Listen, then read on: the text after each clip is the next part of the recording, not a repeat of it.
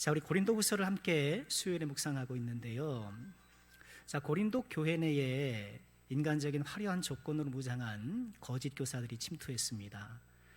그리고 고린도 교회 일부 성도들이 그들에게 미혹되었어요. 그러다 보니 인간적인 매력이 떨어지고 별로 자랑할 만한 것이 없어 보이는, 게다가 외모조차 별로 출중하지 못했던 바울 사도를 비방하기 시작했고, 사도에 대한 비방은 사도가 전한 복음에 대한 의심과 불신으로 이어지게 되었습니다. 바울 사도는 이렇게 고린도 성도들의 엇나간 믿음을 바로잡기 위해서 애쓰고 있는데요.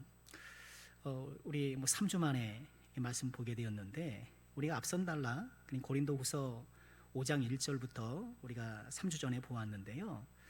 이런 상황 가운데 바울 사도는 5장 1절에 보면 땅에 있는 우리의 장막집이 무너지게 될 것이다. 그러나 뭐가 있어요? 하늘에 있는 영원한 집이 있을 것이다. 그러면서 이 땅에 있는 장막집이라는 것은 우리 육신이잖아요. 그리고 육신과 연관되어 있는 모든 인간적인 것들, 세속적인 것들, 이 모든 것들인데 이건 다 무너진다는 거예요. 무너지고 사라질 것인데 그걸 붙잡고 막 자랑하고 하는 것이 얼마나 허망하냐. 이 땅에 있는 우리의 장막집은 무너지지만 뭐가 있다? 하늘에 있는 영원한 우리의 집이 있다. 이렇게 말씀을 해요. 그래서 우리가 이 말씀 묵상하면서 왜 우리는 이제 점점 연세가 들수록, 나이가 들수록 우리의 몸의 기능이 이전 같지 않잖아요. 우리 권사님들도 물론이고요. 이제 50 조금 넘으면 그래서 어르신 죄송합니다. 이 안창 것들이 뭐 그렇거든요. 우리의 어떤 육신의 어떤 정점이 지나면 이렇게 하강곡선을 탈 수밖에 없잖아요. 그런데 아이고 이전보다 내가 소화도 안 돼, 총명도 약해졌어, 뭐 쇠약해졌어 하면 속은 상할 수 있겠지만, 그러나 우리가 말씀을 통해서 어떻게 우리가 위로를 얻어요? 그래, 이 육신의 장막을 벗어나면 영원한 집이 있지, 영원한 부활의 몸이 주어지겠지. 지금 내가 이렇게 아프고 내 몸이 이전 같지 않은 것은 이 육신의 장막을 벗어버리는 과정이야. 벗어버리는 과정이고, 이제 나에게 영원한 부활의 완전한 몸이 주어질 거야. 우리가 그렇게 해석하고 이 말씀을 붙잡아야 되겠죠. 이렇게 땅에 있는 우리의 장막을 자랑하는 것이 얼마나 허망한가 이야기하면서, 그런데 시선을 둘 것이 아니라 이어지는 5장 9절에 보면 우리는 몸으로 있든지 떠나 있든지, 즉 이 세상에 살든지 아니면 천국에 가든지 주를 기쁘시게 하는 자가 되자. 그렇게 육신 자랑하고 세속적인 거 거기 막 자랑하는데 심취하지 말고 주를 기쁘시게 하는 자가 됩시다. 왜냐하면 10절에 보면 우리가 다 반드시 그리스도의 심판대 앞에 나타나게 될 것이고 각각 선악간에 그 몸으로 행한 것을 따라 받게 될 것이기 때문에 그렇습니다. 지금 뭐 육신을 자랑하고 세속적인 걸 자랑하고 그러는데 다 지나갑니다. 언젠가 우리는 주님 앞에 심판대 앞에 서게 될 터인데, 그때 우리가 칭찬받도록 우리 주를 기쁘시게 하는 삶을 살아갑시다. 이렇게 이야기한 거예요. 자, 이어서 오늘 우리가 읽은 이 본문 말씀 좀 띄엄띄엄 읽긴 했습니다만, 오늘 본문 말씀을 이어가고 있는 거예요. 어떻게 논의를 이어가고 있을까요? 11절에 보면 우리는 주의 두려우심을 알므로 사람들을 권면하거니와 우리가 하나님 앞에 알려졌으니 또 너희의 양심에도 알려지기를 바라노라. 자, 이 말씀은요, 조금 전에 아까 10절에서 그리스도의 심판대가 있을 것을 얘기를 했잖아요. 그래서 그 심판대가 있기 때문에 11절에 와서 이 두려움으로 인해서, 심판대에 대한 이 그리스도 앞에서 심판받을 그 일에 대한 이 건강한 두려움으로 인해서 우리는 여러분들에게 복음으로 권면하고 있습니다. 이 얘기한 거예요. 복음으로 권면하고 있습니다. 그리고 우리가 이 복음으로 권면하고 있는 사실이 하나님께도 알려졌지만 이제 여러분에게도 좀 알려주고 싶습니다. 이런 뜻인 거예요. 여러분도 알려주고 싶습니다. 자, 그러나 이어지는 12절 보실까요? 우리가 다시 너희에게 자천하는 것은 아닙니다. 우리가 지금 그리스도에 대한 심판대의 두려움으로 여러분에게 복음을 전하는 것은 우리가 이렇게 권면하고 있다는 것을 알려주는 것은 우리가 스스로 막 자랑하려거나 우리 어떤 자신을 드러내려는 그런 불순한 의도가 있는 것은 아닙니다. 이렇게 오해를 차단하고요. 오직 우리로 말미암아 자랑할 기회를 너에게 주어서, 우리로 말미암아, 즉 바울 사도를 비롯한 그 선교팀으로 말미암아 자랑할 기회를 너에게 준다는 거예요. 여기서 말하는 자랑은 뽐내는 자랑이 아니고 뒤에 나오면 마음으로 하지 않고 외모로 자랑하는 자들에게 대답하게 하라는 것입니다. 즉 이 얘기는 무슨 얘기냐면 앞서 말씀드린 것처럼 고린도 교회에 흘러들어왔던 거짓 교사들이 막 세속적인 그런 외모로 자랑을 했잖아요. 인간적인 조건으로 자랑했잖아요. 그런 사람들에게 맞서서 우리가 이렇게 복음을 권면하고 있는 사실을 좀 자세히 말씀함을 통하여서 그 사람들이 이야기하는 그런 비방, 외모 자랑하는 것에 여러분들이 좀 맞서길 원합니다. 이런 뜻인 거예요. 그러나 맞서기를 원한다는 것은 뭐 그들과 논쟁하십시오, 바울 사도를 누군가 비방하면 어이 그런 소리 하지 마십시오 하면서 이렇게 말싸움을 하라는 것은 아니고요. 아마도 내면적인 방어를 하라는 것이겠죠. 내면적인 방어들. 왜 그렇잖아요. 바울 사도를 계속 비방하고 그 사도 뭐 참 그 사람의 정통성을 의심하지 않을 수 없어 그러면서 그 사람은 예수님을 직접 수행한 사람도 아니야 뭐 이러면서 뭐 폄하하잖아요. 그런 말을 들을 때마다 이 건강했던 사람들도 마음이 좀 상할 수도 있는데, 그럴 때 어때요? 지금 이렇게 바울 사도가 본인에 대해서 이야기하는 것을 마음에 잘 가다듬고 있어서 심리적으로 방어를 하라는 거예요. 그리고 우리도 그럴 때가 있죠. 우리가 하나님의 말씀이 필요한 것은 그런 거거든요. 내 내면이 하나님의 말씀으로 잘 무장되어 있을 때에 이런저런 어떤 세속적인 것들, 시험적인 생각이 다가올 때 그것을 딱 방어한단 말이에요. 디펜스를 딱 해준단 말이에요. 말씀으로 나를 다 무장하는 게 중요한 것인데요. 자, 그러면서 바울 사도는 고린도 성도들을 권면함에 있어서 어떤 마음의 자세를 갖고 권면을 하고 있는가, 그 이야기를 이제 쭉 하는 거예요. 첫째는 어떤 마음의 자세를 하고 있나요? 그리스도의 사랑에 강권하는 마음으로, 그리스도의 사랑에 강권함을 받고 있다라고 이렇게 이야기하고 있는 거예요. 자, 우리 14절 다시 한번 보실까요? 그리스도의 사랑이 우리를 강권하고 있습니다. 그리스도의 사랑이 우리를 강권하고 있습니다. 지금 대적자들은 바울 사도를 비방하고 그 사람 정통성을 의심할 수밖에 없어 막 그러면서 폄하하고 그러지만, 그러나 우리 내면에 확신한 것은 무엇이냐? 그리스도의 사랑이 우리를 강권하고 있다라는 거예요. 여기서 이 강권하다라는 이 말씀은요, 누가복음 8장 45절에 보면 이런 말씀이 있어요. 이제 예수님께서 막 가시는데 막 야이로의 딸을 고치러 가는 중에 사람들이 막 구경하고 막 움직하잖아요. 베드로가 이르되 주여 무리가 밀려들어 미나이다. 밀려들어 민다는 거예요. 생각해서 그림을 그려보세요. 예수님이 가시는데 막 사람들이 움집해가지고 뭐 그냥 거대한 물결처럼 사람들이 이렇게 막 빼곡히 콩나물 실에 있는 그 모양처럼 이렇게 흘러가고 있는 거예요. 그리스도의 사랑이 우리를 강권한다고 할 때 그 강권한 것은요, 이처럼 그리스도의 사랑에 에워싸이는 것, 그리스도의 사랑에 어떻게 해요? 지배되는 것. 여러분, 이것이 우리가 믿음 생활함에 있어서 우리 내면에 꼭 있어야 될 그런 것이잖아요. 우리 무엇 때문에 신앙생활 하나요? 신앙생활하고 내가 주 앞에 충성하는데 내적 동기가 무엇인가? 오늘 말씀을 빌어보면 그리스도의 사랑이 나를 불붙게 하는 거예요. 그리스도의 나라 사랑이 강건하는 거예요. 여러분, 이것을 되찾으시길 주 이름으로 축원합니다. 이 불이 계속 붙어 있어야 되는 거예요.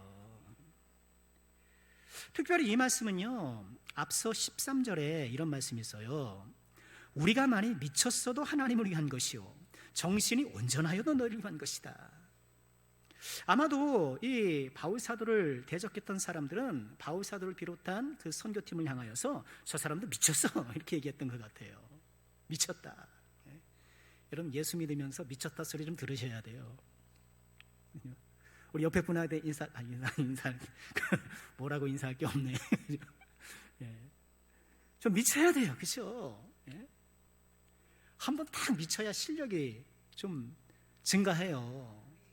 공부도 한번 확 미쳐야 실력이 쑥 올라가는 거고요. 운동도 한번 훈련에 딱 미쳐야 한번 실력이 쭉 올라가는 거고, 우리 신앙도 마찬가지예요. 한때 좀 기도에 확 미쳐보고요, 예배에 미쳐보고 찬양에 미쳐보고 그럴 때 내 영적 실력이 성장하는 거거든요. 자, 그런데 오늘 이 13절의 말씀은요 또 어떤 측면이 있냐 하면, 우리가 만약 미쳤어도는 그렇게 뭔가 좀 몰입한다는 말도 있지만 신비적인 황홀경을 이야기하는 것도 돼요. 신비적인 황홀경. 그러니까 기도하면서 신앙생활하면서 그런 신비적인 체험을 할 때가 있잖아요. 아마도 이 고린도의 거짓 교사들이 또 하나 자랑했던 것이 그거였던 것 같아요. 은사 자랑하는 거예요. 본인들의 어떤 신비한 경험을 막 내세워서 자신들의 권위를 막 드러냈던 거예요. 또 그게 고린도 성도들한테는 딱 맞아떨어지는 거예요. 여러분, 고린도 교회에 4개 파가 있었다고 기억하시죠? 우리 성도는 그거 잘 알아요. 어떻게든 이걸 잘 알아요. 첫 번째 뭐예요? 바울파, 아볼로파. 그 다음 뭐예요? 잊어버리셨어요? 게바파. 4번째 뭐예요? 그리스도파. 그리스도파가 뭐 하는 사람들이에요? 야, 바울, 아볼로, 게바, 우리는 예수님과 직통으로 통하는 사이야. 그런 사람들이 말이에요. 그러니 고린도 사람들은 예배를 드려도 막 방언 경쟁하고 막 예언 경쟁하고, 무슨 예배를 드려도 막 뭐 경쟁하는 것처럼 막 좀 질서가 없는 거예요. 그런 걸 고린도전서에 다루잖아요. 그런데 거짓 교사들이 그런 것을 잘했던 사람이었던 거예요. 그러니 특히 그리스도파 같은 사람들에게는 굉장히 혹했던 거예요. 이렇게 본인들은 이렇게 신비적 체험을 하면서 바울 사도는 그런 것들을 드러내지 않잖아요. 그러나 부정하지도 않잖아요. 그러면서 바울 사도의 그런 신비적인 경험은 미쳤다라고 폄하하는 거예요. 폄하하는 거예요. 여기에 대응해서 바울 사도는 우리가 그런 너희들이 하는 말로 미쳤다 하더라도 하나님을 위한 것이고, 반대로 정신이 온전하여도 너희를 위한 것이다. 즉, 이 말씀은요, 우리가 황홀경인 그 신비적인 황홀경에 빠지는 것은 지금 하나님을 위한다라고 번역이 되어 있잖아요. 그래서 만약 무슨 하나님께 보탬을 드리는 것 마냥 그렇게 번역이 되어 있는데요, 우리가 만일 미쳤어도 하나님을 향한 것이요, 이렇게 보는 게 더 정확한 거예요. 하나님을 향한 것이요, 정신이 온전한 것은 너희를 향한 것이다, 이렇게 얘기를 해요. 여기서 바울 사도의 아주 훌륭한 신앙적 균형이 나타나는 거예요. 그런 신비적 체험을 하는 것, 바울 사도가 그걸 부정하지 않잖아요. 그리고 고린도후서 뒷정에 가보면 바울 사도가 삼승천에 가는 거죠, 얘기를 해요. 그죠?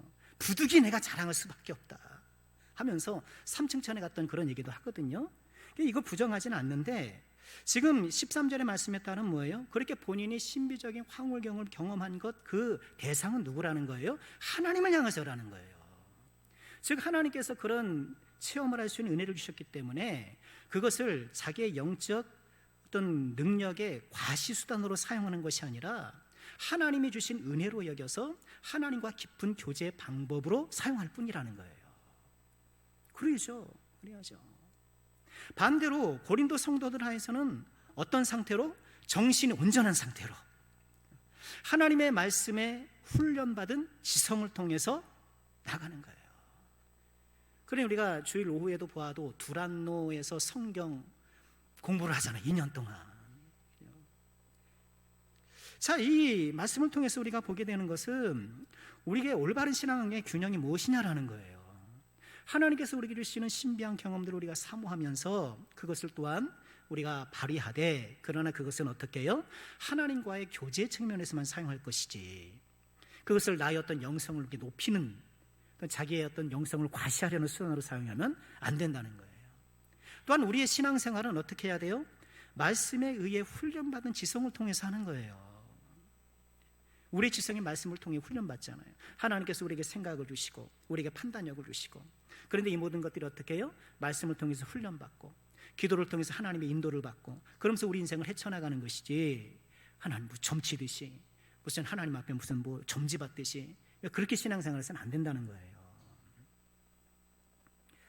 자, 요는 그거예요. 지금 바울 사도의 4명 가운데 고린도 성도들이 복음을 전하며 권면하는 그 4명 가운데 뭐가 불타오르고 있다라는 거예요? 그리스도의 사랑이 불타오르고 있다라는 거예요. 우리 시간에 내 안에 그리스도의 사랑의 온도, 그 사랑의 온도를 한번 점검해봐는 이 저녁이 되었으면 좋겠어요. 그래야죠. 우리 믿음 생활의 이 가장 중요한 동기는 그리스도의 사랑이에요. 왜 우리가 순종합니까? 주님이 사랑하셨기 때문에. 우리가 왜 힘들지만 주님을 섬겨야 될까요? 주님께서 나를 이렇게 사랑해 주셨으니까. 그리스도의 사랑이 우리를 강건해야 되지, 여러분 나의 성격이 막 강건하면 안 돼요. 우리 아이들 이렇게 예를 들어서 교사 선생님 할 때 본래 아이들을 좋아하는 성격이 있으면 참 좋잖아요, 그죠? 그렇게 아이들하고 잘 어울리는 좋은 성격인 건 참 좋은데, 그러나 주님의 사랑은 그런 성격으로 하는 게 아니더라고요. 또 다른 측면이 있는 거예요. 내 안에 그리스도의 사랑이 강건하여 그 불꽃이 활활 타오르고 있는가? 다시 한번 그리스도의 사랑에 강건함을 입는 저와 여러분 우리가 되기를 주의 이름으로 축원합니다.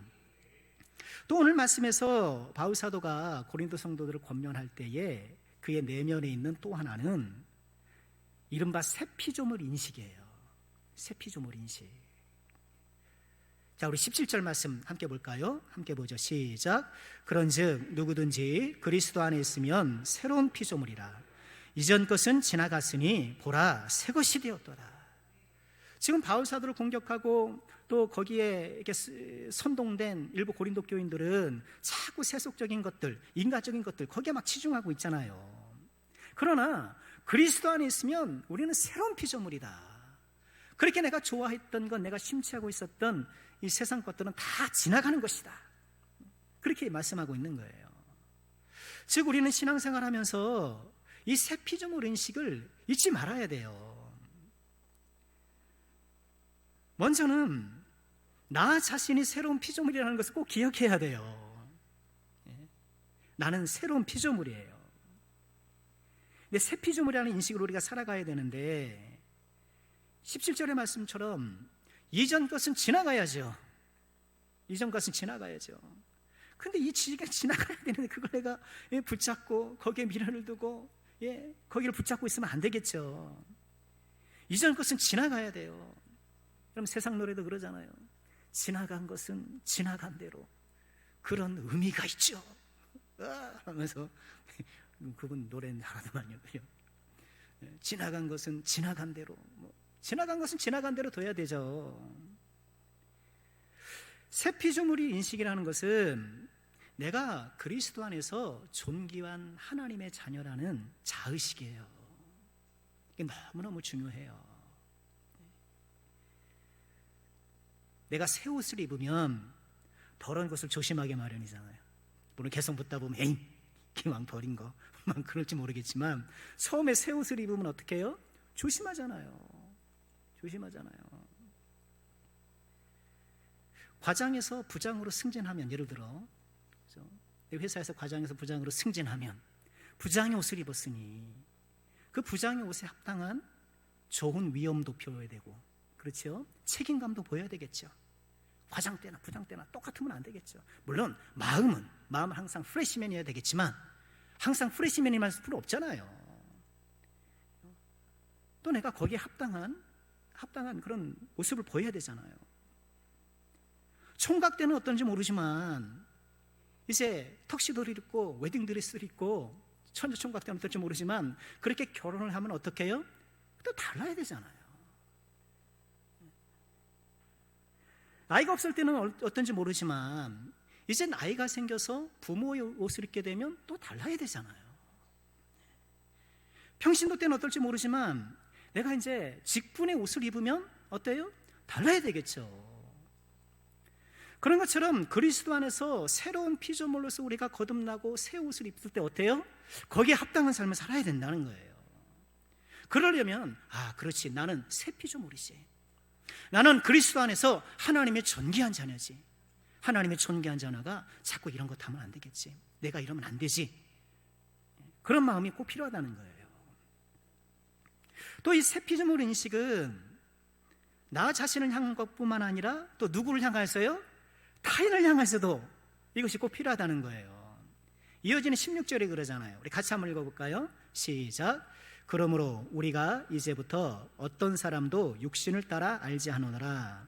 비록 우리가 그리스도도 육신을 따라 알았으나 이제부터는 그같이 알지 아니하노라. 새로운 피조물이 되어서 새 피조물 인식을 내가 딱 장착하게 되면 나뿐만 아니라 다른 사람도 육신에 따라서 바라보지 않는다는 거예요. 지금 고린도의 거짓 교사들과 일부 성도들이 자꾸 육신으로 바라보잖아요. 저 사람 세상에서 뭐 잘 나가는 사람, 저 사람 뭐 아주 그 방언 잘하는 사람, 예언하는 사람 뭐 이러면서 그 사람을 둘러싸고 있는 어떤 조건들을 통해서 자꾸 그 사람들을 바라보잖아요. 그런데 그게 아니고, 비록 우리가 그리스도도 육신을 따라 알았지만, 바울 사도가 그랬잖아요. 바울 사도가 그렇게 봤단 말이에요. 그리고 많은 사람들이 그랬단 말이에요. 예수님을 어떻게 봤어요? 육신을 따라 본 거예요. 나사렛 촌사람, 아이고 목순의 큰아들 아니요, 목순의 큰아들, 그렇게 본 거예요. 어디서 배운지 알 수 없는 이상한 사상을 전파하는 사람, 죄인들의 친구, 율법을 폐하려는 이상한 사람, 기득권 세력에 겁없이 도전했다가 십자가에서 비참한 죄를 맞은 청년, 이렇게 인간적으로 봤단 말이에요. 그러나 새 피조물이 되니 그 예수님이 어떻게 보여요? 이제는 하나님의 아들로 보이고 하나님으로 보이고, 그죠? 나를 구원할 유일한 구원주로 보이고, 이렇게 보이는 거예요. 이러한 새 피조물 인식이 주님뿐만 아니라 다른 사람을 향해서도 그대로 나타나는 거예요. 그러니까 우리가 지체들을 서로 바라볼 때 어떻게 바라봐야 돼요? 하나님의 존귀한 자녀로 바라봐야 돼요.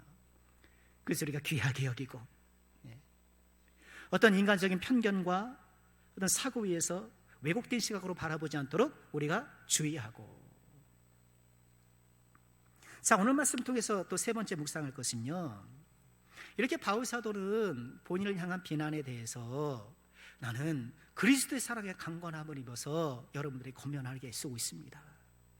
저는 이처럼 새로운 피조물이라는 인식을 갖고 여러분들에게 복음을 전하고 있습니다. 그러니 여러분들은 이제 하나님과 화목하십시오. 이것이 권면의 핵심인 거예요. 하나님과 화목하십시오. 우리 20절 말씀 다시 한번 읽어볼까요? 20절 함께 하죠. 시작. 그러므로 우리가 그리스도를 대신하여 사신이 되어 하나님이 우리를 통하여 너희를 권면하시는 것 같이 그리스도를 대신하여 간청하노니 너희는 하나님과 화목하라. 하나님과 화목하라는 이 말씀 앞에 서술이 굉장히 많죠.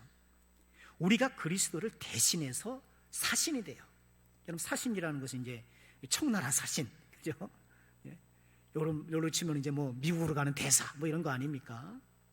그리스도를 대신한 사신 되어서 하나님이 우리를 통해서 여러분을 권면하는 것처럼 그리스도를 대신해서 간청합니다. 하나님과 화목하십시오. 그렇게 인간적인 조건, 세속적인 조건에 거기에 붙들려 가지고 여러분들이 신앙을 자꾸 헝클지 말고 엇나가지 마시고 하나님과 화목하십시오. 여러분, 신앙생활에 가장 중요한 게 뭐예요? 하나님과 화목한 거죠? 하나님과 화목한 거예요. 여러분 어떠셔요? 요즘 하나님과 화목하셔요? 아니에요. 하나님과 화목한 것이 우리 인생의 가장 중요한 일이잖아요. 고린도 성도들은 엉뚱한 거에 화목했어요. 세속적 조건에 화목했고 인간적인 어떤 외모에 화목했고, 그게 좋으면 좋은 거예요. 그게 화려하면 야 대단해 그랬던 거예요. 은사조차도 본인을 꾸며주는 무슨 액세서리처럼 생각했던 거예요. 무슨 명품 옷처럼 생각했던 거예요. 하나님께서 은혜로 주실 뿐이었는데 나 방언한다 이거예요. 나 통변한다 이거예요. 나만 예언한다 이거예요. 그게 아니잖아요. 정말 중요한 것은 하나님과 화목한가, 하나님과 화목한가. 그런데 오늘 말씀은요, 우리가 하나님과 화목하도록 하나님께서 주신 두 가지를 소개해요. 이것만 말씀드리고 말씀 마칠게요. 두 가지 뭐냐 하면은요, 화목하게 하는 직분과 화목하게 하는 말씀이에요. 우리 같이 해볼까요? 화목하게 하는 직분, 화목하게 하는 말씀이에요. 두 가지를 주셔요. 우리 18절 보실까요? 모든 것이 하나님께로서 났으며 그가 그리스도로 말미암아 우리를 자기와 화목하게 하시고 또 우리에게 화목하게 하는 직분을 주셨습니다. 고린도 성도들에게 지금 여러분 화목하십시오라고 말하면서 본인에게 주어진 이 직분을 화목하게 하는 직분이라고 얘기를 해요. 그리고 화목하게 하는 직분이라는 것은요, 이 직분을 감당할 때 어떻게 해요? 하나님과도 화목하게 되는 거예요. 18절 말씀을 통해서 우리가 적용해 볼 수 있는 건 뭐예요? 우리가 어떻게 하나님과 화목할 수 있는가? 그것은 화목하게 하는 직분을 잘 감당하는 거예요. 화목하게 하는 직분을 잘 감당하는 거예요. 하나님께서 나에게 주신 직분을, 나에게 주신 사역을 내가 등한히 하면서 그것을 가벼이 여기면서 하나님과 화목하겠다? 이건 말이 안 되죠. 그건 불가능한 일이에요. 하나님과 화목하는 방법은 여러 가지로 우리가 적용할 수 있겠습니다만 오늘 말씀에 따르면 하나님이 주신 직분을 잘 수행하는 거예요. 하나님의 자녀로서의 직분, 하나님의 자녀로서 우리는 영적 효자가 되어야 되잖아요. 하나님을 사랑하고 하나님을 공경하고 하나님 말씀을 잘 순종하고 우리에게 주신 예배의 의무, 또 말씀, 기도, 전도의 의무, 우리에게 주어진 것들을 성실하게 잘 감당해 나가고 나에게 주신 직분이 하나님과 화목케 하는 도구라는 것을 기억하시고요. 오늘 말씀처럼 직분 수행을 잘 감당해서 하나님과 더욱더 화목한 복된 종들 되실 주의 이름으로 축원합니다. 두 번째 뭘 주신 거예요? 화목하게 하는 말씀을 주신 거예요. 우리 19절 보실까요?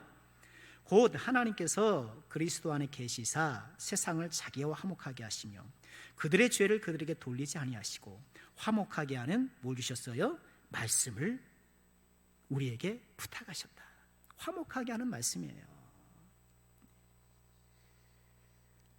그들의 죄를 그들에게 돌리지 아니하고, 이 말씀을 통해서 우리는 화목의 또 하나의 어떤 적용을 발견하게 되죠. 그럼 빨리 죄를 회개하는 거예요. 내가 죄를 붙잡고 가면서 하나님과 화목할 수가 없는 것이죠. 즉 화목하게 하는 말씀이라는 것은 주님의 말씀을 통해서 항상 회개하고 어떻게 해요? 주님을 내 안에 계속 영접하고 주님과 동행하는 삶을 말씀하는 거예요. 우리 무엇으로 통해서 하나님과 화목할 수 있을까요? 하나님의 말씀을 통해서 화목하는 거예요. 그러니 우리는 어떻게 해야 돼요? 항상 묵상하고 항상 말씀 읽고 항상 말씀을 쭉 귀담아 듣고 지금 하나님께서 이 시간 나에게 말씀하신다 생각하시고요. 마음의 문을 활짝 열고 내 마음을 무엇으로 만들어요? 열매를 잘 맺는 좋은 밭으로 만들고 열린 마음으로 하나님의 말씀을 받으셔야 돼요. 하나님과 말씀 묵상을 통해서 깊은 교제를 나누는, 그래서 하나님과의 화목을 이루는 것. 자, 말씀을 정리해 볼까 해요. 지금 인간적 조건들에 자꾸 심취해 있어서 신앙이 삐뚤어지고 말았어요. 교회 내에서조차 또 외적인 조건들로 사람들을 평가했고 심지어는 은사마저도 자기를 과시하는 도구로 막 사용했던 이 고린도 성도를 향해서 중요한 것은 보이는 것이 아니라 보이지 않는 것이다.